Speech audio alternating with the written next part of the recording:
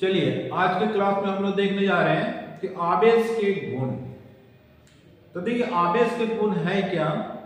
तो सबसे पहले जैसे आवेश कितने प्रकार के होते हैं। आवेश दो प्रकार के होते हैं। कि आवेश के गुण के बारे में अगर अध्ययन किया जाए तो हम लोग क्या क्या जानते हैं कि सजातीय आवेश एक दूसरे को विकर्षित करती है तथा विजातीय आवेश एक दूसरे को आकर्षित करती है। आवेश क्वांटीकृत होते हैं तथा धनात्मक तथा ऋणात्मक एक दूसरे को निरस्त करने की प्रवृत्ति रखती है। लेकिन आज हम लोग पढ़ने जाएंगे आवेश के कुछ मौलिक गुण, मूलभूत गुण के बारे में। तो चलिए मूलभूत गुण के बारे में चर्चा करते हैं।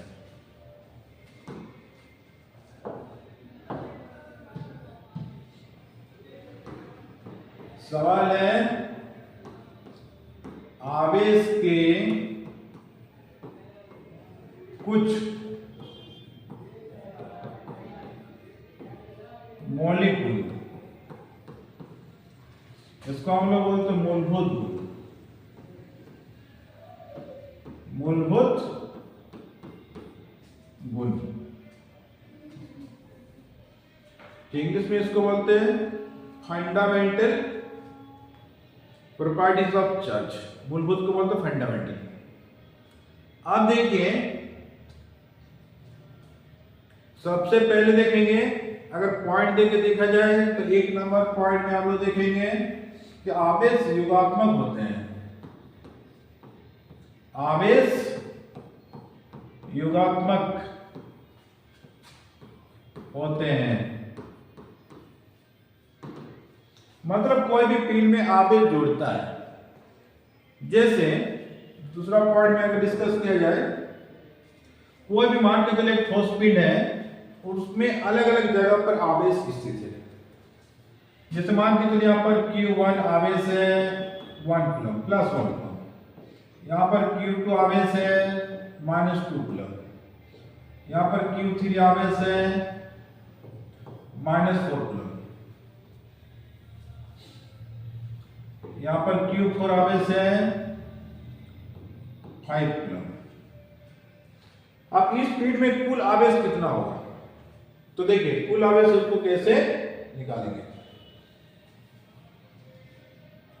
इसको जितने सारे आवेश इसको परिमात्रा कैसे देंगे। देखिए किसी विलकित निकाय में आवेश का कुल परिमाण उसके अंदर भिन्न भिन्न स्थानों पर स्थित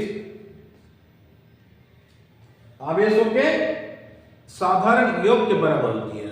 मतलब क्या है, किसी विलकित निकाय में आवेशों का कुल परिमाण उसके अंदर भिन्न भिन्न स्थानों पर स्थित आवेशों के साधारण योग के बराबर होती है। मतलब फॉर्मूला क्या होगा, कुल परिमाण Q1 plus Q2 plus Q3 plus Q4 सब ऐड कर दीजिए। लेकिन होगा क्या, कैसे होगा देखिए Q1 प्लस में तो प्लस 1 हो जाएगा, Q2 देखिए -2 कूलम है, -2 कर दीजिए, Q3 -4 है, यहाँ पर कितना है, यहाँ पर 5 कूलम है। तो कितना हो जाएगा, यहाँ पर 1 प्लस में है 1 -2 -4 -5 तो कितना होगा 5 और 1 5 हो गया प्लस में, ये तो हो गया माइनस में, 5 और 1 6 और यहाँ पर हो जाएगा 6, कुल मिला के कितना हो गया 0। इस स्पीड में कुल आवेश कितना होगा, कुल आवेश का परिमाण 0 होगा। तो इसी प्रकार मान के चलिए कोई दूसरा पिंड पर विचार किया जाए। जैसे Q1 का वैल्यू है 5 कूलम और Q2 का वैल्यू है -6 कूलम। अब इसमें कुल परिमाण कितना होगा, दोनों को ऐड कर दीजिए, Q1 plus Q2, Q1 5 -6 -1 coulomb, इसमें नेट चार्ज कितना आएगा -1 कूलम।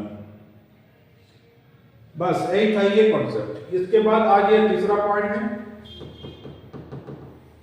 तीसरा पॉइंट में विचार करेंगे कि आवेश संरक्षित रहता है।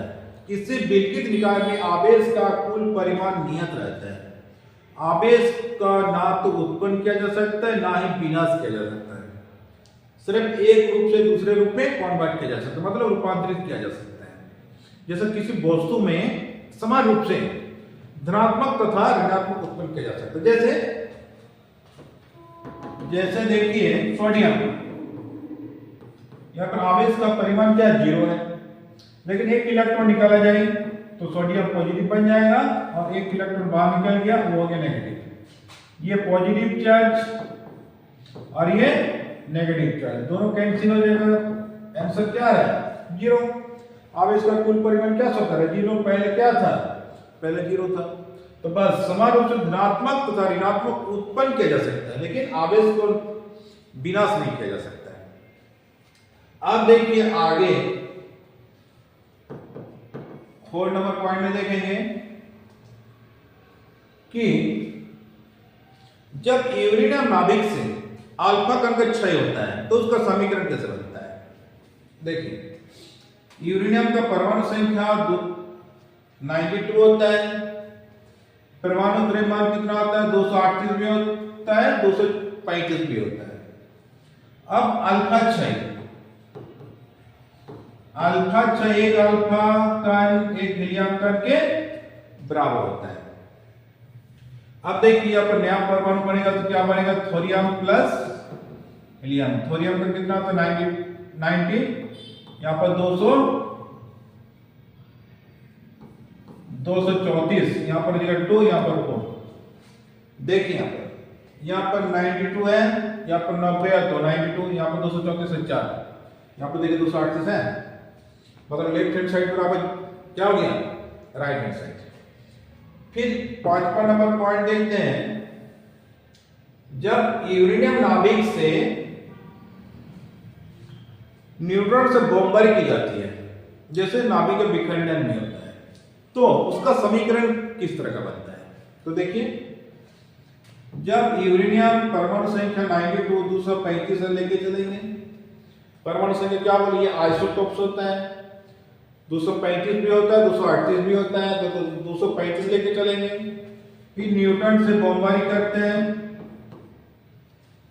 तो क्या बनेगा, न्यूट्रॉन से बमबारी कराने पर यह बनेगा बेरियम प्लस क्रिप्टन। इसका परमाणु संख्या 56 और क्रिप्टन का 36, प्लस 3 को न्यूट्रॉन मुक्त होता है, प्लस 200 मेगा इलेक्ट्रॉन वोल्ट ऊर्जा रिलीज होता है, मतलब ऊर्जा निकलता है। ये ऊर्जा कहां से तो बताते हैं। ये पर परमाणु द्रव्यमान 92, यहाँ पर हो जाएगा 141। अब देखिए लेफ्ट हैंड साइड बराबर राइट हैंड साइड, यहाँ पर 92 और 0 92, यहाँ पर 56 और 36 92, ये 3 इसके साथ मल्टीप्लाई होता है ऊपर में, तो 141 92 और 3 देखिए 236 आएगा, और ऊपर में 235 और 1 कितना है 236 है। अब 200 मेगा इलेक्ट्रॉन वोल्ट एनर्जी कहां से आएगा। अब देखिए परमाणु के अंदर में प्रोटॉन और न्यूट्रॉन जो बंधन ऊर्जा के साथ रहता है, वो ऊर्जा को जब तोड़ा जाता है तो हीट के रूप में निकल जाता है, तो वही हीट है ये, मतलब उष्मीय ऊर्जा को हम लोग विद्युत ऊर्जा में कन्वर्ट कर देते हैं, और वही विद्युत ऊर्जा हम लोग इलेक्ट्रिक करंट के रूप में यूज करते हैं। बस ये वाला सिद्धांत एटम बम में होता है, नाभिक के विखंडन में होता है। तो बस यही था ये आवेश का कुछ मौलिक गुण। अब नेक्स्ट टॉपिक में हम लोग चलेंगे कि मूल आवेश क्या है और आवेश का क्वांटमीकरण क्या है। तो चलिए आज का क्लास यही था, आवेश का मूलभूत गुण मतलब मौलिक गुण। अब नेक्स्ट क्लास में हम लोग पढ़ेंगे मूल आवेश क्या है और आवेश का क्वांटमीकरण क्या है। तो चलिए आज का क्लास इतना ही, आप मिलते हैं नेक्स्ट वीडियो में।